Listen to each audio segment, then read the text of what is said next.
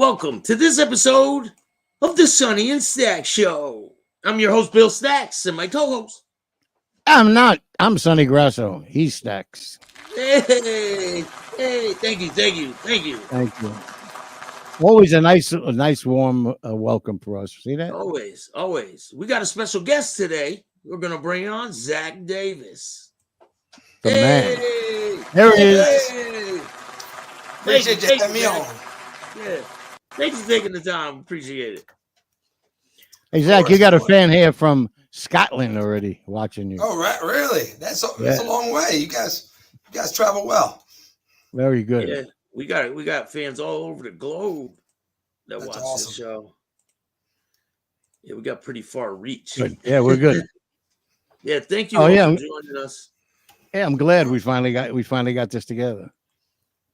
Yeah, no, I'm excited. I'm excited to talk to you about adventures, learn about you guys too, and we'll have some fun today. Yeah, that's it. Yo, he knows the game. Yeah, that's what it's all about. So, you want to tell us where you were born and raised for the people that don't know you? Introduce yourself, and then we'll get into your story.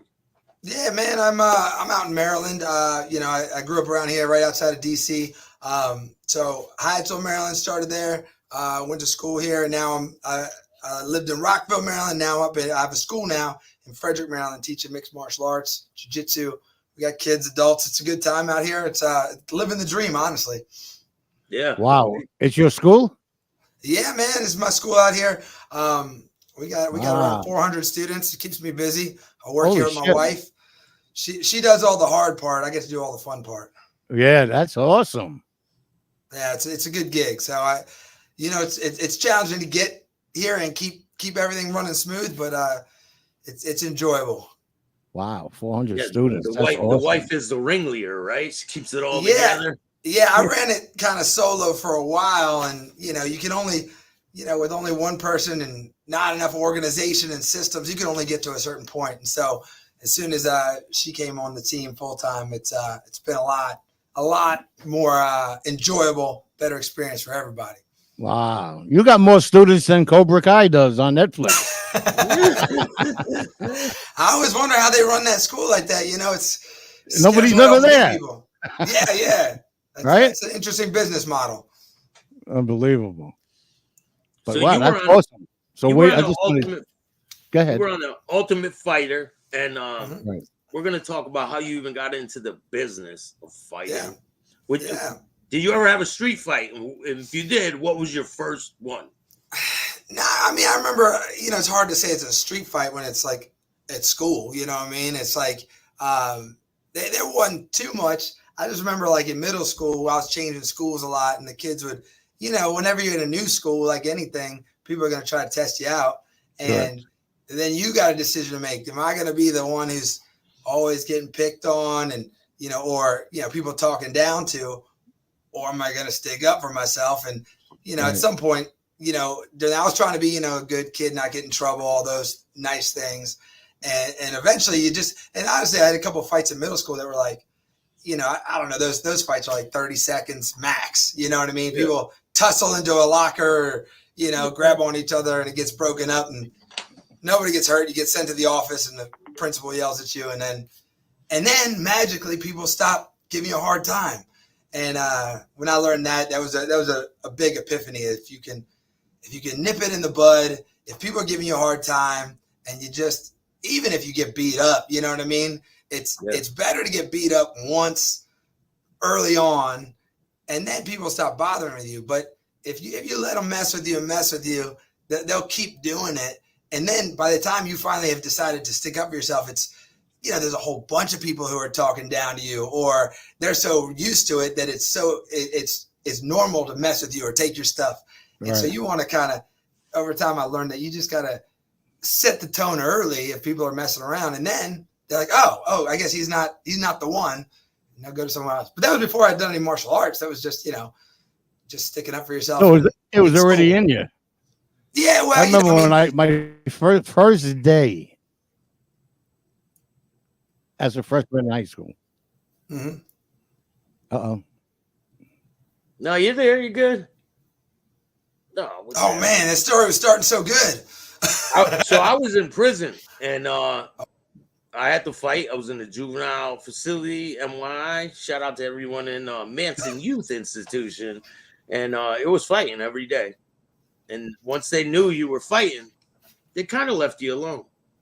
You I think popped in and then left again. I think as soon as they know you're willing to fight, then it's not so easy or fun to take your stuff, mess with you, give you a hard time. And honestly, like the bullies, a lot of times they don't want to look bad, because if you end up making them look bad, then all of a sudden it's hard to continue to be the school bully. Yeah. Sonny's trying to get back in. I don't know what's going on with his computer. His computer censored that story. It was questionable. Damn it, Sonny. Don't tell this story. Get out of here. He's going out and coming back in. So, oh man. So, yeah, in prison they test you, and you don't have a choice. You have to fight, or they're gonna pick on you every single day, and they won't let up. So, did you start? Is that how you started martial arts? Well, that was right there around then. Went to a new high school freshman, and I'd always wanted to wrestle. I thought wrestling was really cool, and they didn't have it at the middle school level. And so as soon as I got high school, I wanted to be on the team, because then also you can kind of, in that same way, kind of set the tone. Like, all right, we can scrap it out, but then you're not getting suspended or anything like that. You're just willingly scrapping it out on the wrestling team. And again, being 14, you're not intimidating any of these high school seniors. But you're out there, you're earning your stripes. And so I love wrestling. And so that kind of, as soon as I got into that in high school, I loved it so much all 4 years that once I graduated, if you're not the top tier, there's not that many spots for our collegiate wrestlers. Yeah. So unless you're a multiple time state champion, and I started when I was a teenager, you're not getting a Division I slot. And so then I found jiu-jitsu, and I was like, oh, this is like wrestling on steroids. There's extra, you can choke people now. Now you can, do arm bars. And so then I fell in love with that. And so I was in college, and I was going to class, but my main thing was jiu-jitsu. So we started a jiu-jitsu club. There's a boxing club. There's that's all we were trying to do. And then we did classes in between. And by the time I finished college, I love martial arts so much that I wanted to do MMA.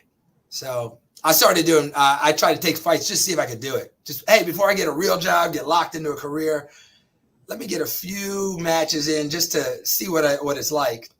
And I started having success because I had been competing or training like for many years at that point, from high school to the end of college. And, there honestly weren't that many people that had put that much time and effort to get good at wrestling, jiu-jitsu, striking. So going through amateurs was actually way easier than I thought. It was pretty exciting. And so then I kind of got that idea. Maybe I could just do at least one pro fight before I retire. And if I can do one pro fight before I retire, then I'll go into, whatever job is waiting for me behind a desk. Yeah. And, honestly, you asked about the Ultimate Fighter. They used to host open tryouts. So there'd be like a press release that would go out to everybody, and they'd say, any welterweights in the country that want to show up, go to Manhattan. Oh, that was down in Florida. Oh, that so they would have the tryouts in New York City? Well, they did tryouts in New York. They also did them in Chicago. It's kind of hard to remember which one was which. There was a group called Sonny's back. Sonny, what the hell's wrong with you, Sonny? Welcome back. What the fuck? Look, what? Well, what the hell is going on with you today? This is crazy. I know. Sonny's out of a restaurant. You can hear me? Yeah, I can hear you. You're out now. You're back. I'm back. Am I back? Yeah, you're back. I've been here the whole time, Sonny. Yeah, we never left. We're waiting to hear the end of that collegiate. The fight. That school fight.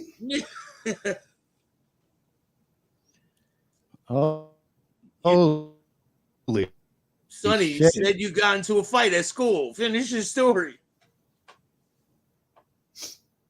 Think he's got a bad connection. Yeah. Yeah, we hear you. Hello. Yeah, we hear you. There Tell we the go. damn story. So Sonny. anyway, my there we go. my very first day in high school, I sat down in the seat, and this guy Vito comes up to me and he says, "That's my seat." I go, "How the fuck do you figure that out?" You know, I'm from the Bronx, so you're not gonna get away with that in Long Island. I said, how do you figure that? There's no assigned seats here. He goes, "Because that's where I like to sit." I said, "Well, that's just the way it goes." Now, I've always had a problem that if I get hit in the face, I black out and go crazy until it's over. It's bad. So the guy started when he went to grab my shirt. I jumped up. I popped him. He must have popped me back. And when I was back into everything, he was on top of the teacher's desk. The legs were broken. I had no idea what happened, but obviously everybody's like this.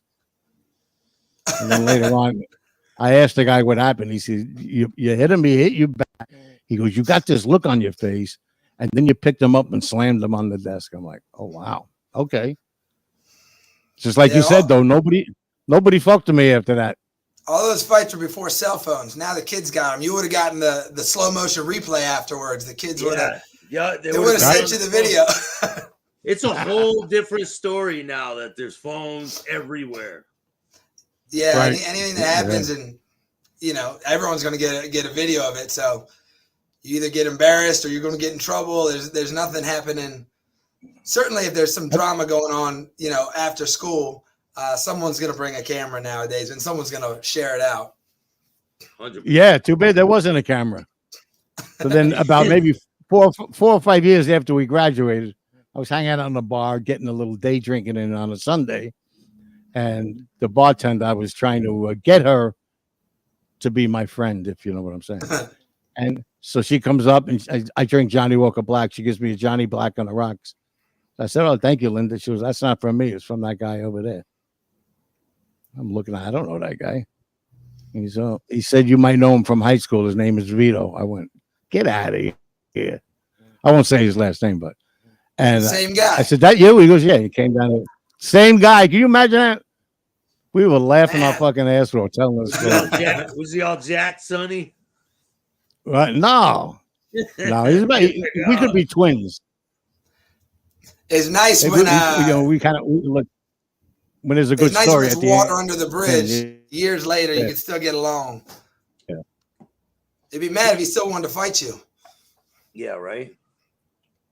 They all my rivalries. Yeah, they still want to fight, but they're watching this show right now, so have at it. Good to have a few haters. Yeah. Oh yeah, I love them all. They're great.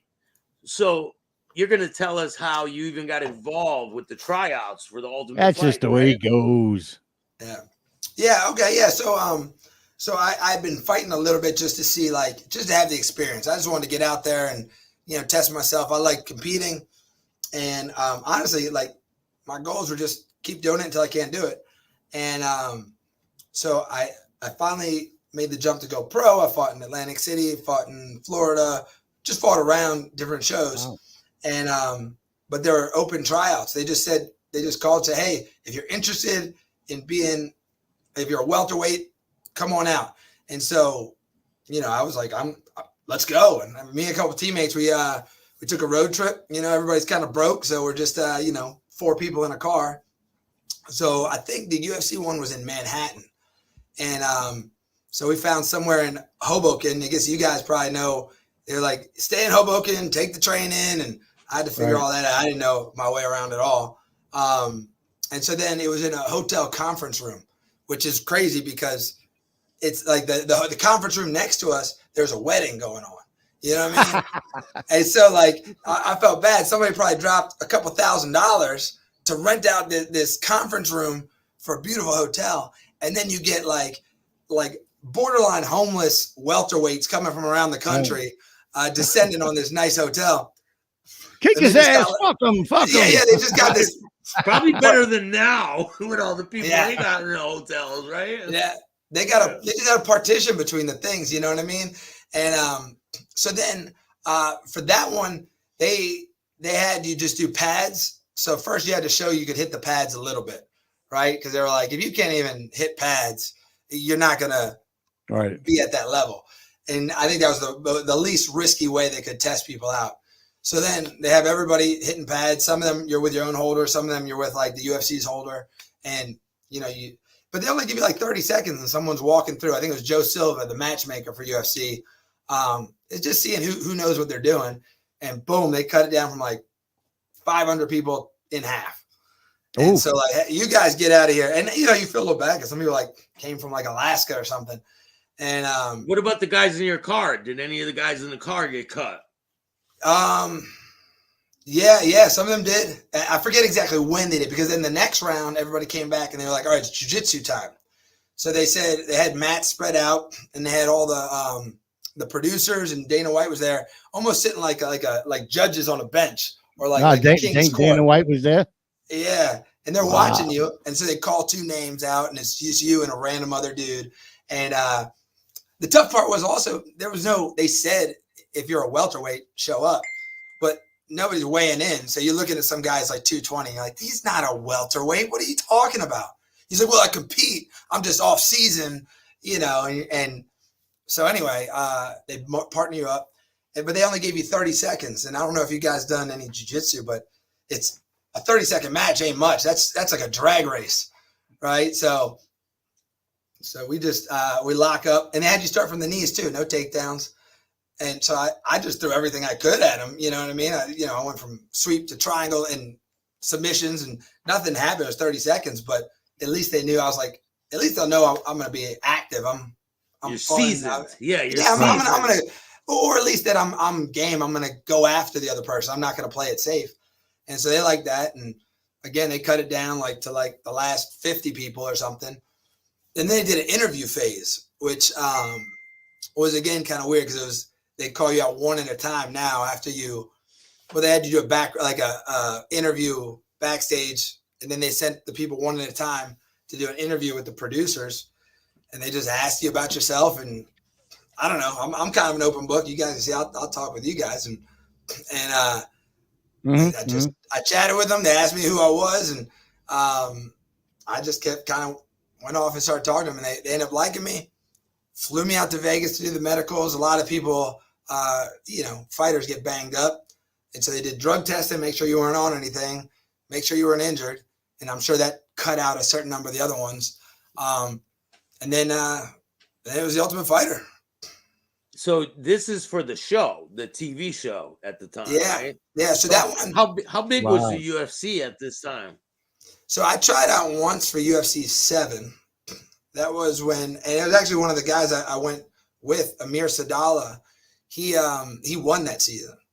So he won Ultimate Fighter season 7. And I was an alternate that year. So I had a few fights. And it was good actually that I didn't make it, because I actually hadn't turned pro. I just had amateur fights. And I ended up being the alternate. So if somebody got injured in the first few days, they would have brought me in. So they flew me out to Vegas, and I sat in a hotel room for the first for a week, and nobody got injured. And so they didn't need an injury replacement. They're like, thanks. Yeah, but if you would have got placed in that, you might not have been on the show, right? Well, so that was Ultimate Fighter season 7. And so I could have been an injury replacement for that season. The way they did it, it was the first time that season they had like 32 guys make it. They all fight day one, and half of them are in the house. Yeah, so they both fight each other. Someone loses, that one goes home, right? Yep. And so I was an injury replacement in case somebody didn't make weight or somebody got injured. But they had so many guys there that I think some people did get injured, and they replaced it with one of the losers. And so I was like number 34, which was good because I was still an amateur fighter. Yeah. And so then I came back and tried out for season 13, and it went really well. And I got in the show. So it was, by that point, I was a little more seasoned. Yeah, you're starting from scratch too. Like you're fresh into the whole show instead of just coming in as a replacement. Yes. And so that worked out well. And so, yeah, so season 7 was the first time. Season 13, they didn't do the fight to get in because Brock Lesnar was the coach. And I don't know the agreement they had, but it was like Brock said, I'm only being here for this long because he is a big deal and his schedule, I'm sure, is tight. And he's like, I'm only going to be here for 8 weeks. So, or whatever, something like that. So they were like, we can't do this whole extra thing to get everybody in. We're filming these, get them in, let's go. So that one I didn't have to fight my way on the show. So you're there for the whole show, though. While people are being sent home, you're still there. Yeah, season 13. Well, I mean, I found out as I did it. They spend the first couple of weeks doing like training, meeting each other, and then you do your first fight, and then the last few fights are all like within the last few days. And so I ended up being there the whole time. And actually, in that fight, I ended up having my last fight. I tore my retina. Well, I didn't. Yeah. Somebody else tore Someone it. else. Yeah. But you guys are all living in a house, right? Yeah. What's it like to walk in there? And is there any situations in the house that stand out to you? Yeah, I mean, so it was a really nice house. It was in Vegas, and I don't know what it was. It was like 16-bedroom house. You know what I mean? Wow. And honestly, they had outfitted it for like a reality show. So there's like a production room and quiet rooms where you could talk, and there was cameras everywhere. It felt weird. I don't know who used to live there, but it felt like there were like safe rooms and stuff like that, and secret everything. I was like, whoever lived here was probably up to no good. But now the UFC and the casinos and they own it now. So they're filming reality shows there. But it was a nice house. It was crazy. It was a nicer place than I ever been. And it was pretty cool. Honestly, like the guys there, it was pretty fun early on. Some of them you get where they're kind of talking to you. You could tell when they have a hidden agenda where it's like, right. I remember one of the guys was like, you know what it's like whenever you do an international boxing, for all of us who have international boxing experience, trying to like casually drop that I'm this good at boxing. I've done these things. Right. And you haven't. Yeah. And probably it's that he went up to Canada to do a amateur boxing match one time. I was guilty too. I was like, I had gone to Thailand to train Muay Thai. I went on a month-long vacation. It was fun. I trained, but it wasn't any tougher than going to a big school in America. But I spent a month out there, and I was having fun and enjoying the country. And so, I told someone, I was like, yeah, I traveled out to Thailand. And so who knows what they'll take it and run. They're like, oh, he must have spent 4 years training with the Thais in the jungle. And I was like, I spent a month there. I scuba dived. I went on vacation. Fuck it. Let them say what they want. Yeah, it's not a lie. I did it. So yeah, that was the year Tony Ferguson was out there. He's the one that won when I did it. Ferguson, yeah. Yeah, and it's interesting. They put you in those scenarios where it's a bunch of strangers together, and I think I've said this a lot about fighting in general. It kind of exposes your weakest points, regardless what they are. Right? It's like a pressure test. So wherever there's a chink in your armor, it's gonna rupture. And so a lot of times some people can't handle fighting through injuries. They can't handle the dieting, the pressure of, a fight coming up, a million things. And a lot of times not just like getting punched in the face. Anyway, Tony was out there and he was awesome. I think he was like a state champion wrestler. He was very proud of being like a state champion in football. So he's a well-rounded athlete and he was pretty laid back. But I think just after a couple of days, I think he probably had a little bit too much of that pressure cooker. And one time I think he was drinking, him and another guy were drinking. They crashed through a table, just play fighting. And, some people, you were saying sometimes you see black and you just don't know what's going on. I think that's what happened to him. They crashed through a glass table. I think he cut himself. And all of a sudden he was a different person, just day and night. He started fighting the other guy. He started saying things about him not having custody of his son, which, that was the thing that kind of made him the heel that season was it's just fighting words for him. I guess he just got upset and started yelling about it. And you know, but I think when you're trying to fight somebody, you pick something that to Light dig your at. fire, right? Yeah, and I guess he knew that he had lost custody of his son. But Wow. I think most people, you know, Tony's a far out dude. You've seen him training. I'm sure you guys have seen him. He's an interesting dude. And so he saw that, and that's what he brought up. And all of a sudden, then it was just mayhem. They all wanted to fight. I was the cool guy. The producer probably mad at me because I was laid back. I was like, guys, just chill, man. Why are you guys trying to fight? Like, dude, you're gonna fight anyway. This is a fighting show, right? Yeah. So I was you sitting back at your table with a cocktail going. Yep. I'm sure the producer was like radioing, like, get Davis out of there. He's messing up the fight. Yeah, because they want them. They want that drama, right? They want it. Yeah. Right. So I probably should have known what was going on. And hey, let these guys scrap it out. It'll be great TV. We'll all be winners. But it does, and you know what? Producers do that. You're 100% right. Yeah, they actually. I didn't realize it with the reality shows. There's like some level of like ethics. Like, how much are we going to manipulate this story, and how much is it a real story? Right. And they were pretty honest in terms of like what was happening, what's going on there. Sometimes they'd ask questions. You could tell they were kind of trying to like pick a fight, where like, you know, somebody would grab the milk off the table, and then the producer would ask like, hey, how'd you feel when he took the milk you were using? It didn't ask for it. Like, you think he was trying to punk you, make you look bad because, you know, stealing your food? And you're like, we're having breakfast cereal, like everyone's chilling, and he grabbed it's no big deal. Fuck you, don't tell me. Yeah. You think he was taking your salmon, you know, I think he's trying to get in your head. And so I think they got to stir up some drama. If, you know, honestly, they have to, because to qualify for a reality show, it has to be non-scripted. But you know it's scripted. I worked on a couple. Yeah, there's not want to guide it. There's notes, exactly. There's guides. And I think sometimes it's organic. The stories are going to naturally emerge, right? Yes. But they want to draw it out. So if you aren't not getting along, they're going to stir the pot.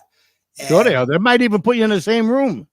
Yeah. Or like, I know this guy's got a strong personality. Let me link him up with this guy. Buck heads, you know, and let the cameras go.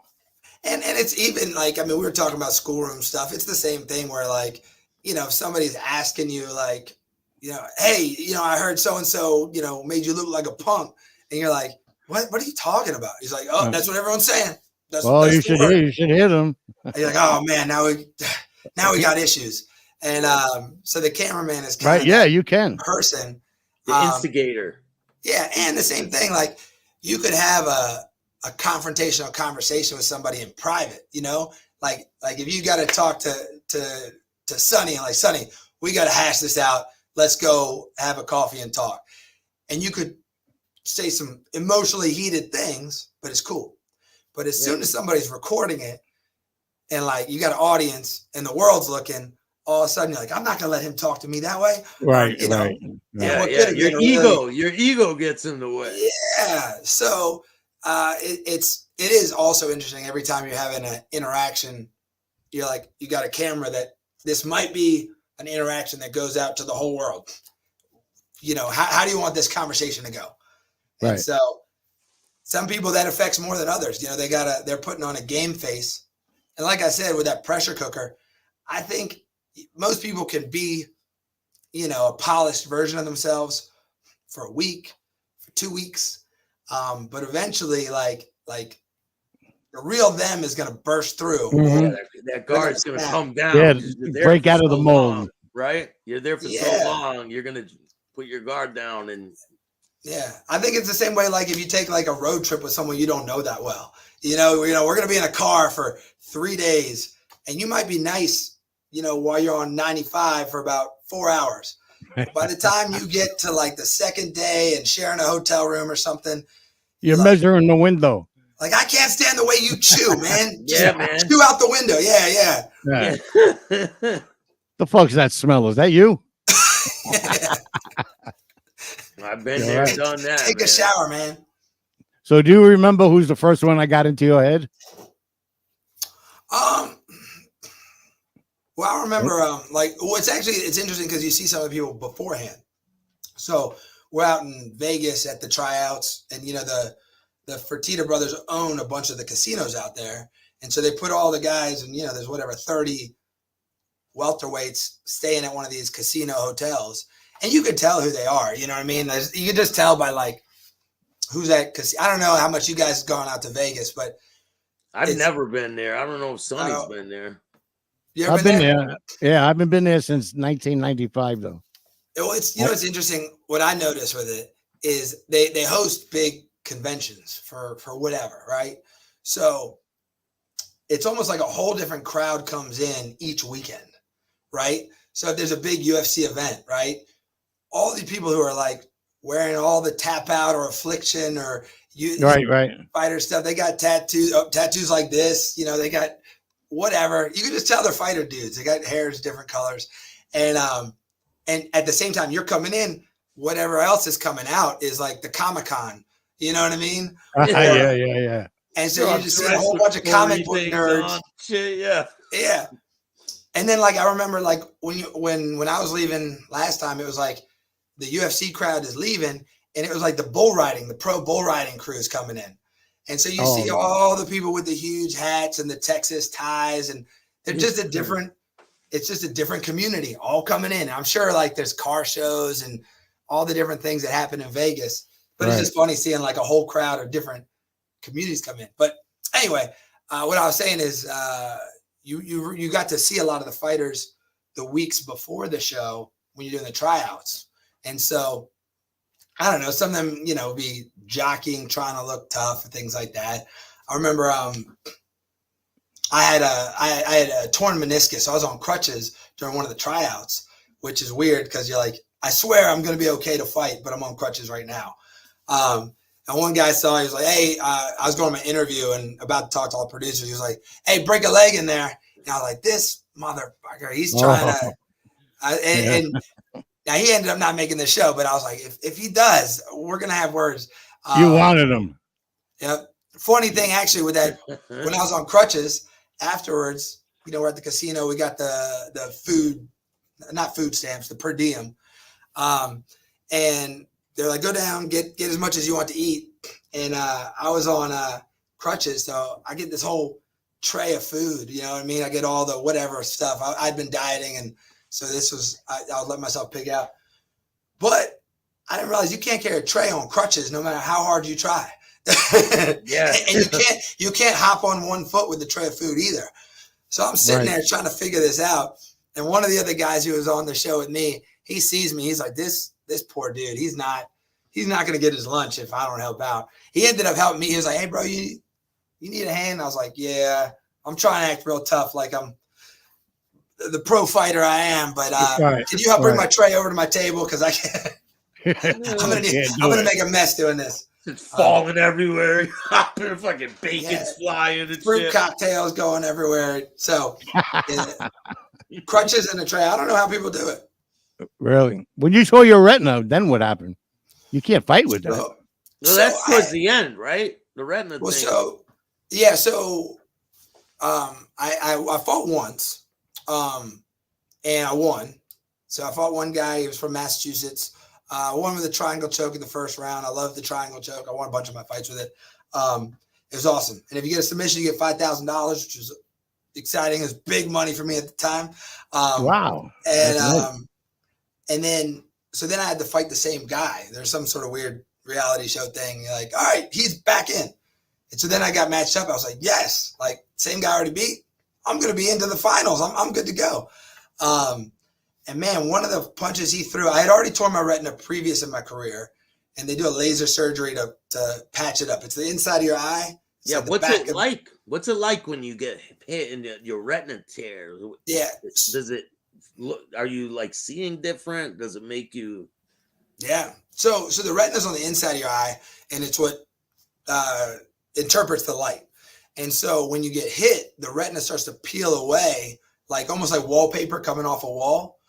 And so then if you get hit too much or you let it go too long, it's almost like a curtain coming down on your vision. And so I luckily stopped it before it had affected my vision at all. And but then the doctor didn't want me to fight. I kind of really wanted to fight, so I kept,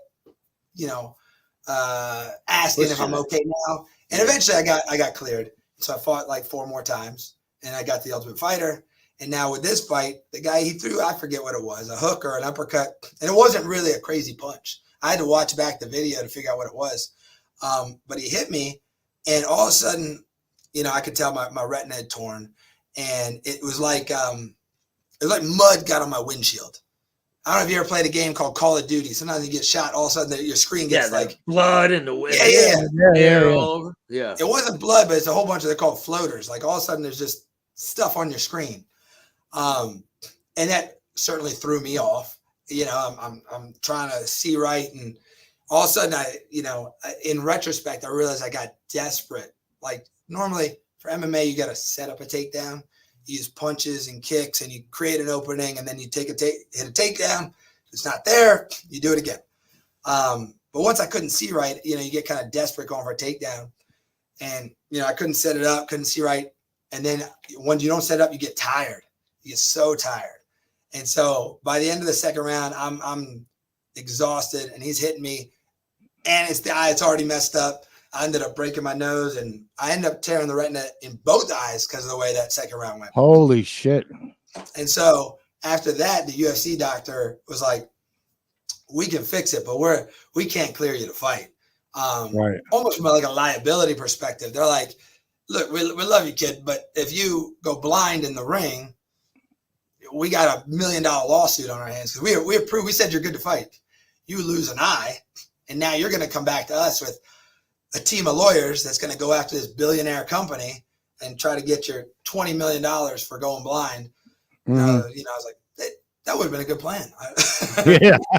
But come on, let me fight. Yeah. Come on. I was just thinking the same thing. Let me fight. I'll give you $250.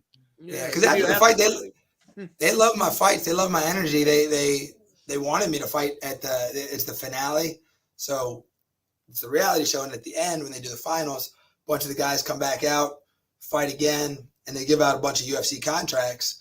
And so, they were about to give me a match, but then they just couldn't get it cleared medically.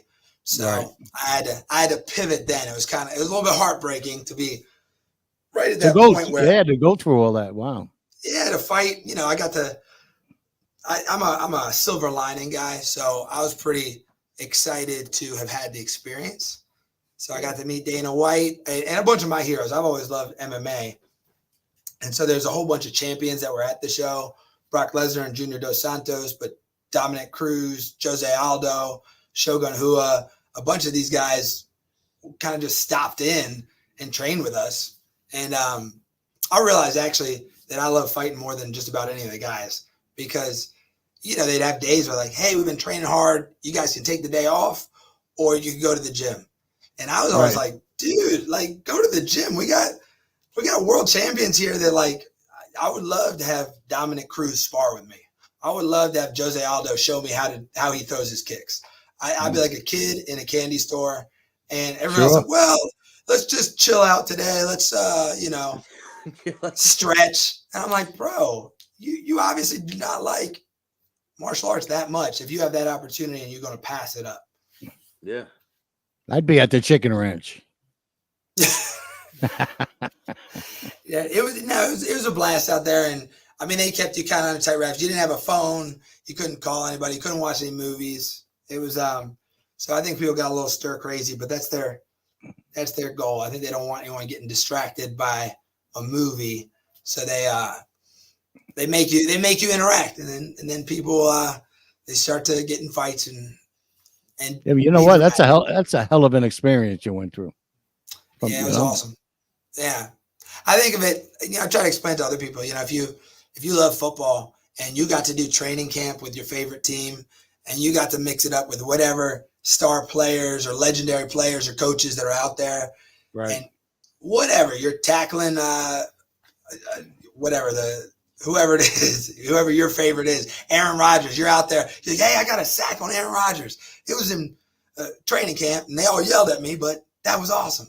It's It don't matter, exactly, right. Like legendary stuff that you can't do any other time. Yeah, Dominic Cruz punched me right in the face. He was so fast. Yeah, I didn't see it. And you're like, that's great. Do it again. Yeah, I was like, do it again. Show me how you.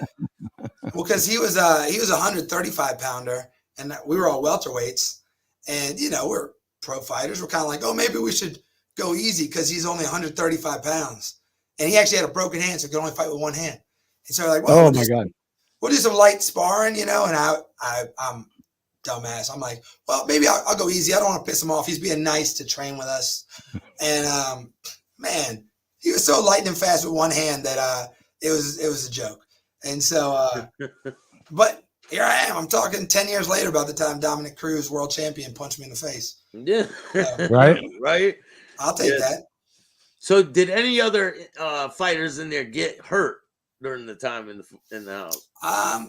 Yeah, there was a guy, Miles Jury. He, I think he had a pre-existing injury. He, because he was actually one of the best ones out there, and he actually ended up having quite a few UFC fights. He was from Detroit, and you know, he had a decent run there. I don't know if he had like 10 fights or something like that.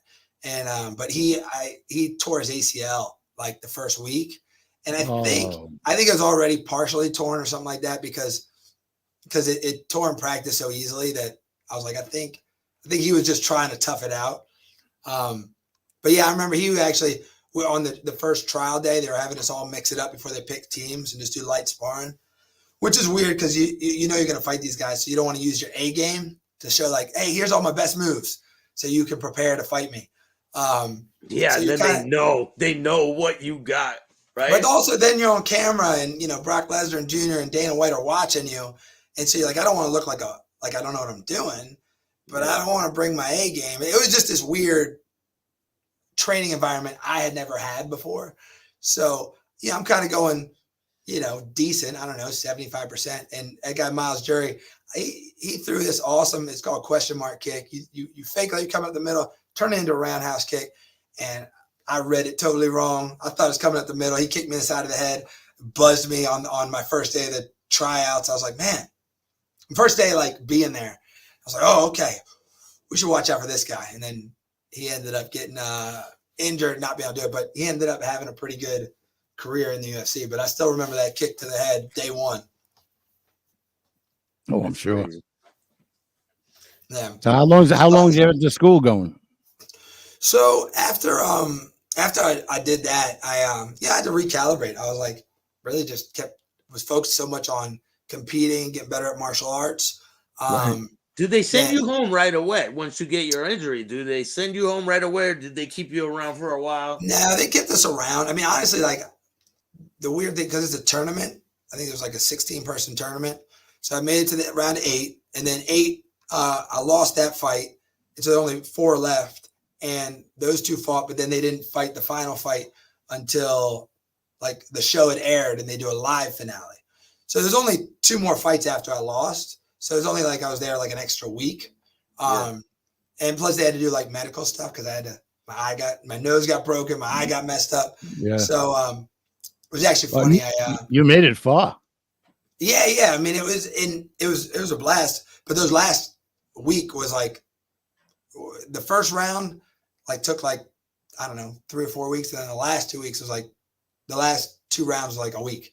It was just weird how the show worked out. It's like stretched out and then boom, it's all quick at the end. Well, yeah, because like the first, when there's 16 people, that's 8 fights, and they do like 2 fights every few days. And so that takes a few weeks to get through that first round. And then the next one is 4 fights. And so they do that like in like 2 days. And then there's only 1 more fight. Or there's 2 more fights at the end, and they just do those and all the guys cheer them on. When I got injured, they sent me to the hospital. And I had to go there, and it was weird because I was on a reality show, so they like didn't want you telling any secrets. Like you're going to tell someone at the hospital what's going on, but they send somebody like with you. I mean, you also don't have a car or a phone or any money, so they bring you there, and you're just like a little kid at the hospital. And so they had the guy check, but they wouldn't see me about my eye because they didn't know about the insurance. And so I'm sitting there. And all of a sudden they make a call someone shows up with an envelope of money, and it's like, I don't know, however much it is to get laser eye surgery, but it's like $20,000 stacked in an envelope or something like that.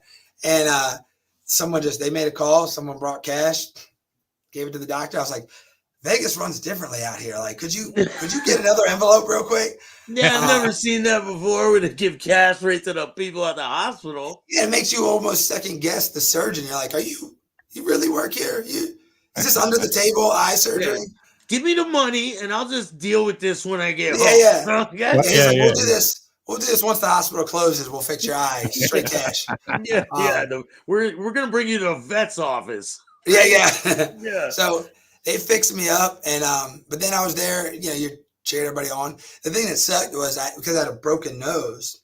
You get two crazy shiners, and I got thin skin here. So anytime I get something with my nose, it blows up. So I had for the last 2 weeks, I just had raccoon eyes. It looks like I was just assaulted or in a car accident. Pretty much kind of the same thing. But yeah, no, it was a blast. And I got to stay there till the end. And then, you asked about the school. So after that, I was just kind of figure out what I wanted to do next. I had my criminal justice degree from University of Maryland. And nice. I was like, do I want to be a police officer? Is this the glamorous route I want to do after this? And then I started looking at just regular jobs. I got a buddy at an insurance brokerage. He was like, you could sell insurance. You kill it. And I did that. And I just was like, office job is not for me. Cold calling people trying to sell insurance. I was like, get me out of here. That's what Reinhardt does. Shout out to Jason Reinhardt. He he loves it though. He goes around all these people, I think down in Florida. If you're good at it and you have a network and you love it, then you can kill it. You can make the high six figures. You know what I mean? Yeah. But I wasn't. I didn't care about PPO versus, whatever, Blue Cross Blue Shield. I didn't know. And I didn't care. Right. And so I just hated doing it. And so then a buddy, he owned a gym here. It's called Soldier Fit. And so they were just starting to blow up. And I trained him for an amateur fight. He just had a bucket list thing he wanted to fight. And so him and his partner, they both did amateur fight, and I trained him up for it. So after that, he was like, hey, what are you doing working in an office? You should be teaching martial arts. Come up. And so he started a martial arts gym, and I was managing it. And I did that for about 8 years, and it was awesome.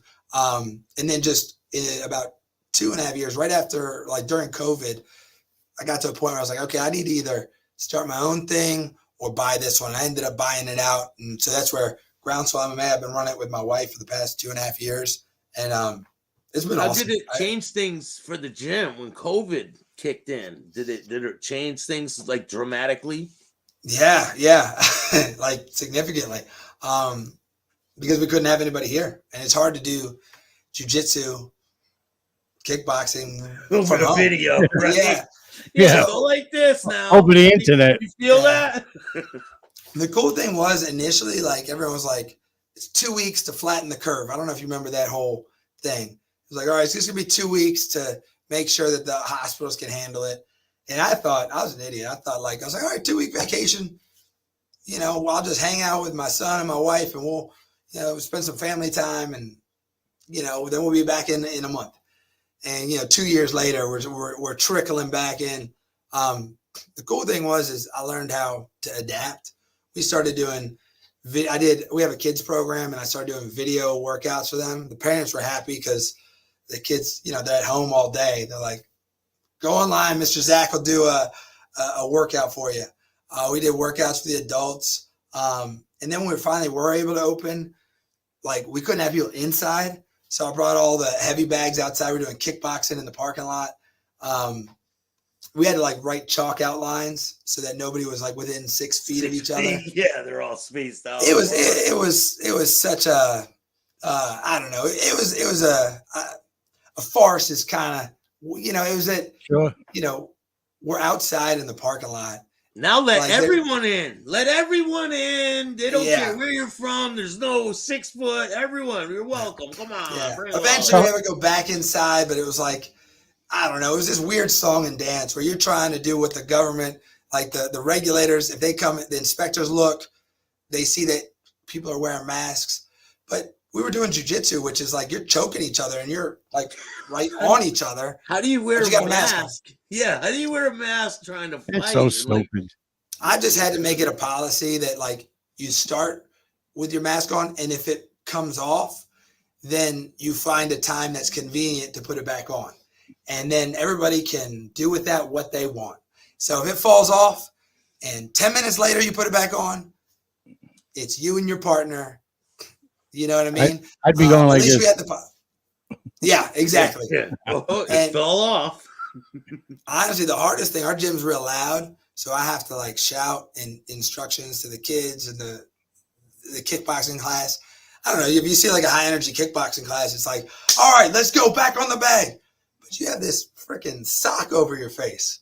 What, what'd you So- say, coach? Everyone's like, Yeah. what the fuck? And the noise wasn't even the problem. It was that I was about to pass out because I couldn't get the air.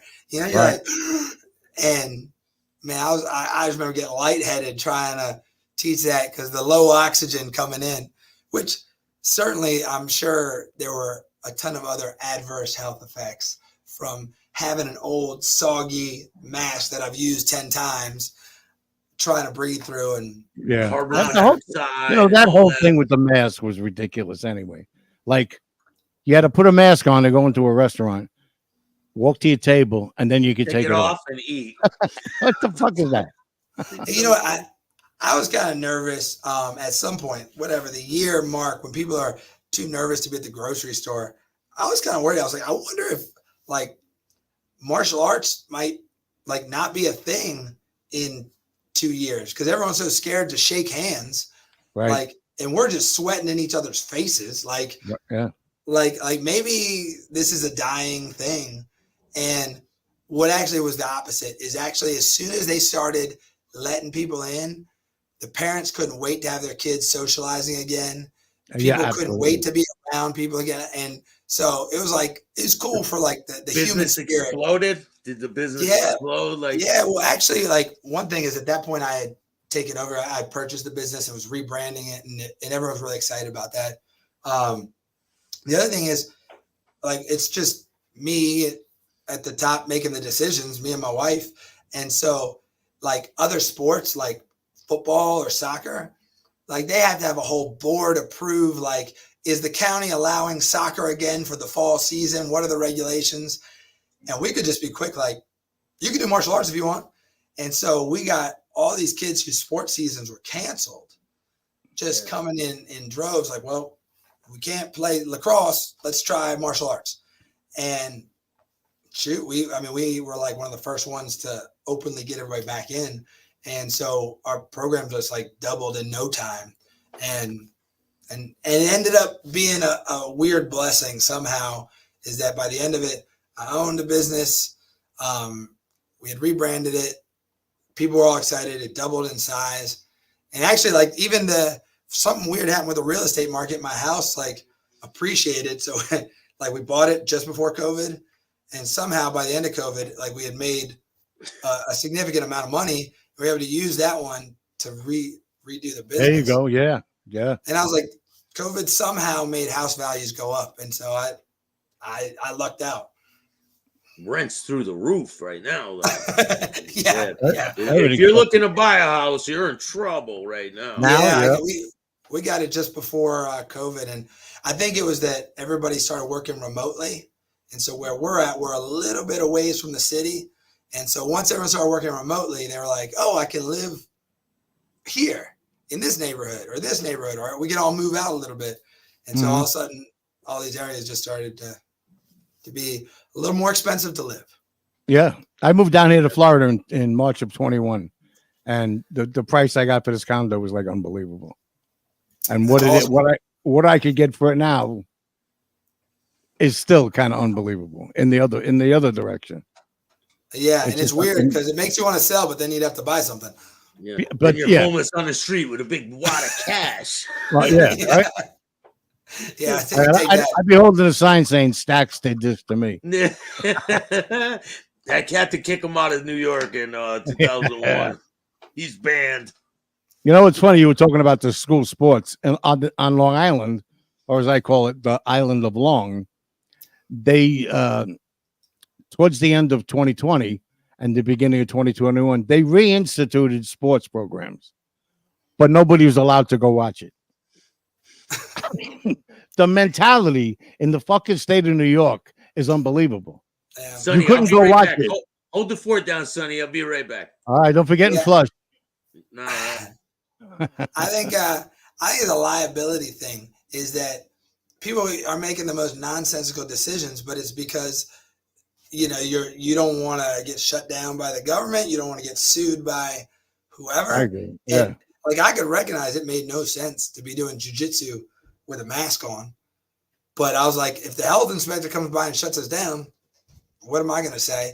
And so, you get people, and then you just see it all the way up the chain where they're like, all right, you can play baseball, but you have to wipe the baseball off each time you pitch or something. Each pitch, yeah. Yeah, it's some sort of crazy rules that make no sense. The whole thing was crazy though. Yeah, and the simple thing is there was a simple way to get around it. Some lawyer out of DC area is the one that came up with it. It is strongly suggested by the government of the United States that you wear a mask.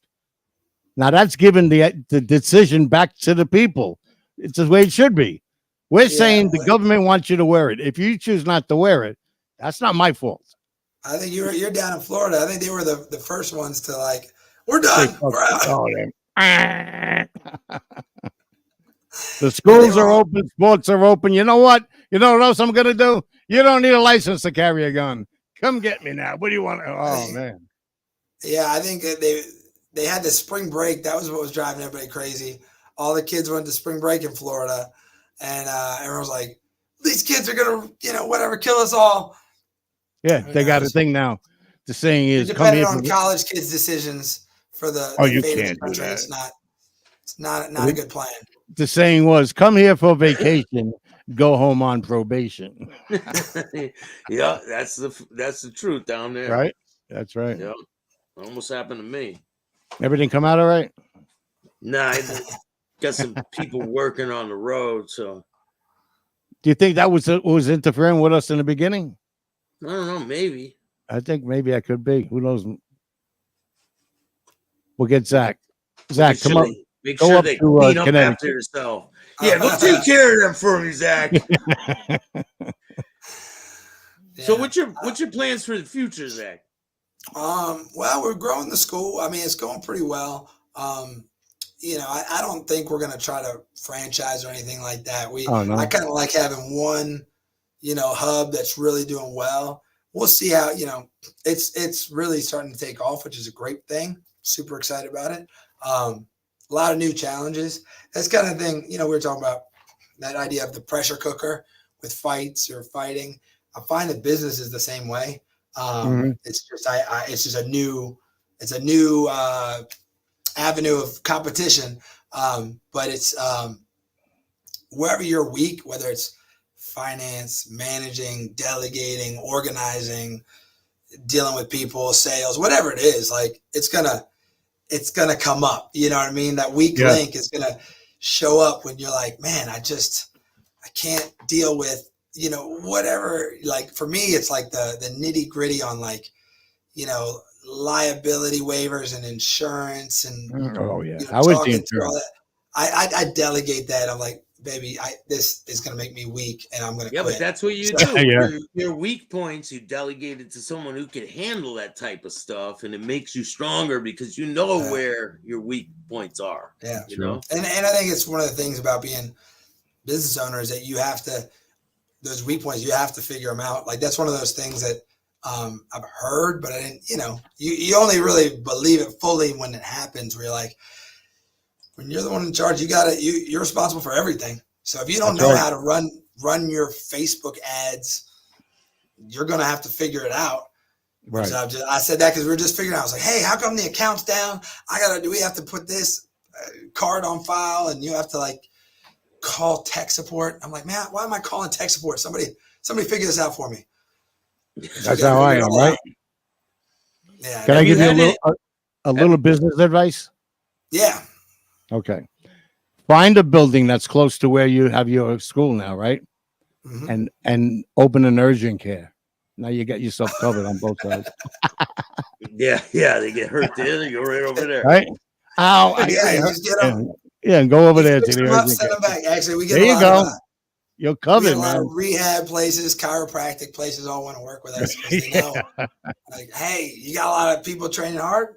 Send them over to us, then we'll send them back. See that? There we go. Have you had any crazy situations in the gym since you opened the gym?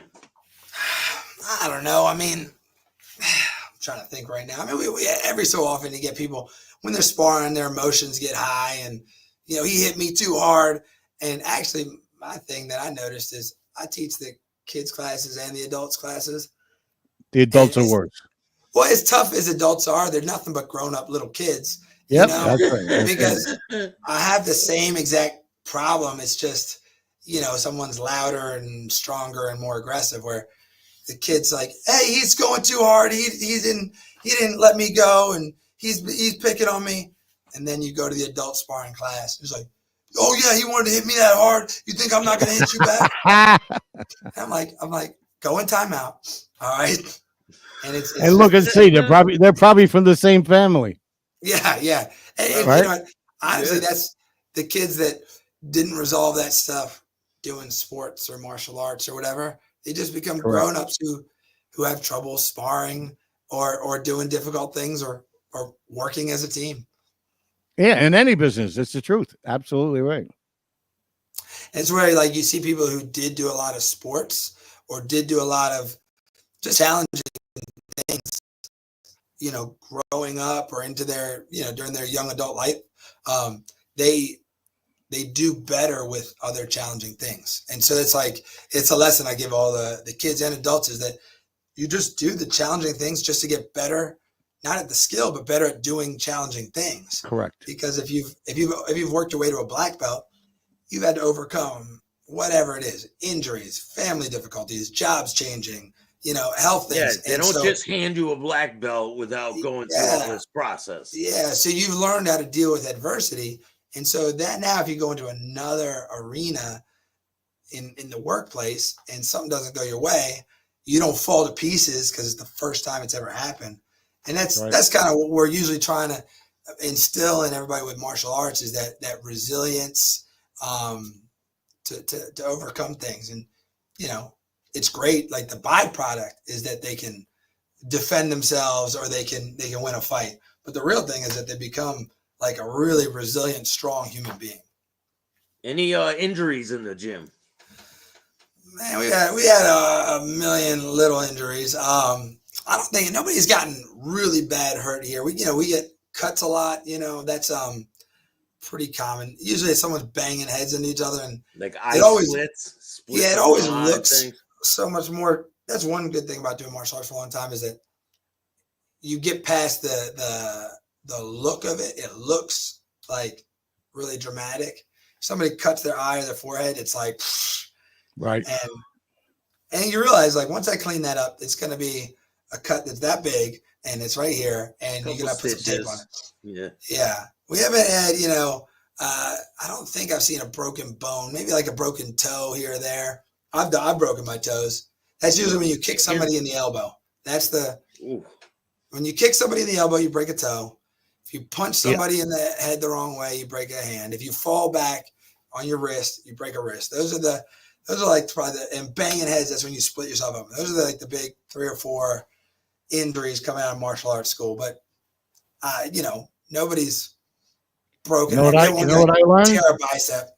You could break your toes on your foot by hitting your ex-brother-in-law with a roundhouse kick into his jaw. He went down. I went to the ER. Yeah, I was like, he probably got up a few minutes later and was annoyed. He did. I was gone. Been around for a month. Yeah. I had a cast on and everything else. When you were doing MMA, you ever see anyone break their leg? Only on TV. Those are the worst ones. Oh my God! Step on it when they go to step on it. Oh. Yeah, I'm not particularly squeamish, but those ones I'm like, you always get one friend who's like, "Here, watch this again. Watch it in slow motion." Yeah, make it that out of here. I don't want to see Anderson snapping his rubber leg again. Right, Oh. man. Did you? That was unbelievable. He threw the kick and pulled it back, and it was like this. Of like, oh God Almighty! That one always broke my heart because it reminded me how unceremonious MMA is. You know, he was like the greatest of all time, and I forget who was retiring at the same time. One of these stars like Kobe Bryant or Derek Jeter. And they're doing almost like a farewell tour. Every game they get a standing ovation. Right. And they're like, goodbye to the greatest.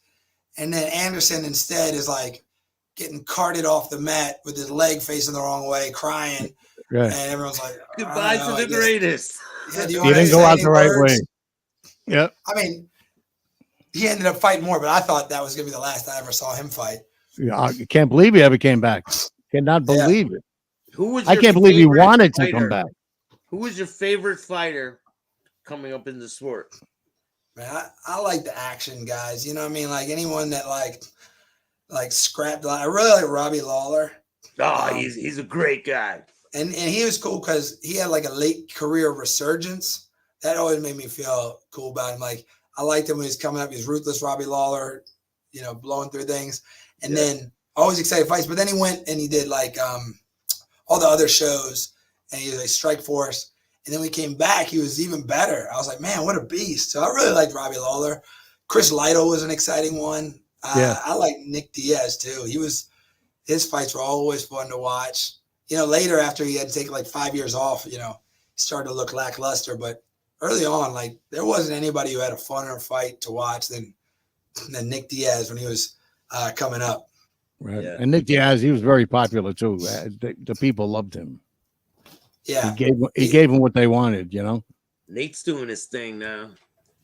Yeah, what is he? Is he got another fight coming up soon, or is yeah? There's a fight coming up. I'm happy he's making good money now.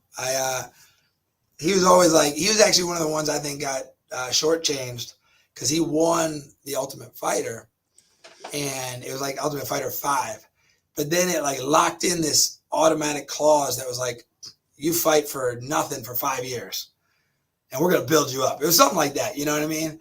And so he was fighting like these pay-per-views, headlining it on like pennies on the dollar. And so then when he ended up fighting Conor McGregor and doing bigger fights, it was kind of nice to see him get a good payday because it was one of those guys who'd really put his dues in with the sport and was one of the early on, you know, Ultimate Fighter guys that the UFC was putting out there and putting as the main event. And he was getting paid not particularly well. I forget what it was like 20 or 30,000 to fight. And eventually I think he got to like 200,000. But by then he was a huge star. And so when Conor McGregor came out there and they had their fights, it was nice to see him get paid somewhere in the millions for it. And so he deserved it. Yeah. How much did you get paid for the whole UFC Ultimate Fighter experience? How much did you walk away with? It was weird because it came in like different things. It was like, we'll pay you this much per diem, this much. I got a $5,000 win bonus, but then for being there, I think it ended up being like $12,000 or $15,000 for like 6 weeks, which I was happy. I mean, I was working like at a bar and working at the gym, so. Yeah. And also the cool thing was there was no expenses while you were there. You know what I mean? Like a lot of times, you know, you can make $10,000 that month to be happy, but you probably spend a lot in rent, food, and all expenses. Yeah, by the end of the month, it's all gone. You're walking away with all that cash. So it was like they just cut a check, and it was, you know, people forget about have a little bit to walk away from. And a good thing with that, actually, in retrospect, is it was kind of a stamp of approval. You know, sometimes not everybody knows, you know, if you're like, hey, I got a black belt in jiu-jitsu, they don't necessarily know if that's good or how good you were. And you say, hey, I fought a bunch of times. And people, again, they're like, what does that mean? But you say, I fought with the UFC. They're like, oh, okay, you must be good. Then you're like, I was an Ultimate Fighter. They're like, oh, okay, that changes things. It's kind of like the way like a diploma is supposed to work. You know, you're like, I know what I'm talking about. I did this. And so it has helped. Just, you know, running a gym, you know, people can, you know, if you're running a million different ways, people come in and they might second guess what you're teaching them. And so to have a few credentials like that goes a long way. But, you know, also the skills go a long way too. If anybody's like, hey, does this jiu-jitsu stuff really work? You're like, well, let me show you if you want. Yeah, let me show you. There was a time they used to be able to join a school at the back of a comic magazine. Yeah, I've seen those ones. Oh my God. But you know, there's no fact checking back in the day. So there were a lot of schools that were just selling snake oil and people were sending the money in. Yep. And it still exists out there, you know, to some degree, but a lot less. Now, mixed martial arts and UFC is kind of like really shown what really works. And it's getting the respect that it deserves. Yeah. Absolutely. In hand-to-hand combat, like there's a handful of things: boxing, Muay Thai, kickboxing, jiu-jitsu, and wrestling, and then a little bit from all these other places. But for the most part, if you're not working in on some level of those, then you're doing something different, which is, it's okay. If you want to do, you know, forms and you want to look good and work on skills, it's like, it's more of a show. You know, if you want to do stunt, you know, 3 spins and kick a board, it's cool, but it's more of a stunt than it is practical self-defense. Yeah. So let me ask you a question. They used to call me the ultimate warrior growing up, you know. Warrior. The ultimate warrior. Yeah, ultimate warrior. Yeah. Why the fuck when they're in the cage, did they have to jump up and sit on top of the cage? So everyone can see them. So the crowd can see you. Like, yeah. They're so pumped. I never done that though, but I was always nervous. You know, you don't want to mess it up and just go tumbling out, because then that's what I mean. Yeah, that'll go viral. Everyone will see you do that. If you mess that one up. That would be viral for a long time too. You'll be memorable. So when McGregor got knocked on his ass and shocked the world, how did you feel? Unless you're not a fan. Which time? When with Dustin? With Dustin? Yeah. I felt pretty good. I like McGregor. I think he's very interesting for the sport. The sport's a better place when he's competing. But you know, he also talks so much trash to everybody that it's good to have him get checked. But I think some of the guys just miss the fact that it's a show. You know what I mean? It's entertainment. And so Connor's so good at it that everybody takes it personal. They're like, you know, how rude he is or how mean he is. Yeah. He's trying to hype the fight. And you know, he's the weigh-in bully.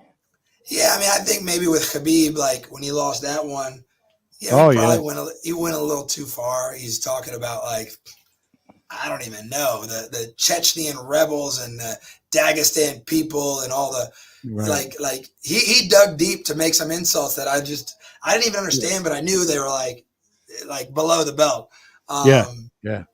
But he's trying to start a fight, and so sometimes people miss that. Like I see Dana White talking a lot where he's like, well, Khabib really did a number on him, so or Dana White will tell the guys like they're gonna get in a fist fight, they're gonna trash talk. I'm not gonna police what they're saying, dude. They're, you know, if he wants to talk about his mom or, you know, his family or his wife, like they're gonna fight. It's a show. Yeah, this is the fight business. Get used to it. Yeah, I appreciate that out of him. Yeah, I like Dana White's mindset and running that business. He's like, hey, that's what it is. If you don't like it, get the fuck out of here. Like the way Bill ends his show. If you like this podcast, hit the like button. Tell everybody. If you don't like it, stick it up your ass. That's how he ends every show. Hey, man, it is what it is. Like, I'm going to be here regardless, whether they like it or not. So that's how it is. You know, we hope you do, but there's enough judges out there. Yeah, they love it. They love the show. That's why they talk about it so much, because they love it so much. But correct. But anyway, man, you've been great. Thank you so much for taking the time. You've been more than great, man. You're welcome back here anytime. I appreciate it, guys. Appreciate you having me out. Appreciate you helping me relive all those fun memories. You know, I'm gonna be walking a little taller for the rest of the day. There you go. Yeah, they were great memories, man. Yes, sir. Definitely, man. You got anything else you want to say, Sonny? I was looking for one question that Tommy Boyd kept asking, and we never got to it. But something about king of somebody's son. I don't know. Oh, King. Weren't you in King of the Cage or something? Who, me? Yeah, weren't you in a fight? I didn't do King of the Cage. Oh, you know, I had the. Wait, what it this looks was. familiar.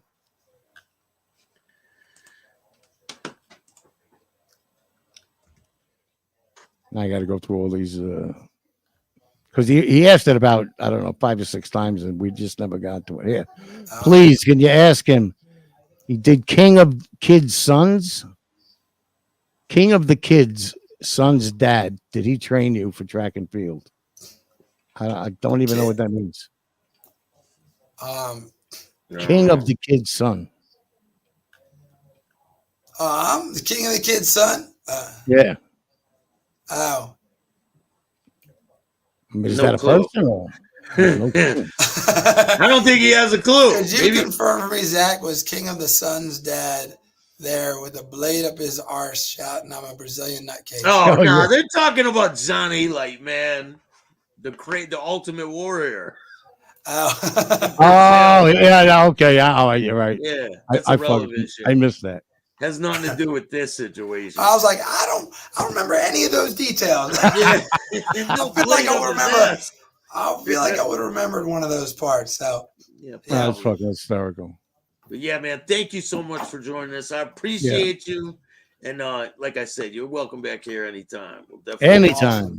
Yeah. Appreciate you guys. Peace. And if you guys like this show, hit the like button, subscribe, hit the notification bell so you can get our videos every time they drop. And if you don't like this video, too fucking bad. Start your own podcast. There you go. And remember, don't be a bitch. Boom. Oh, sorry, Bay watching.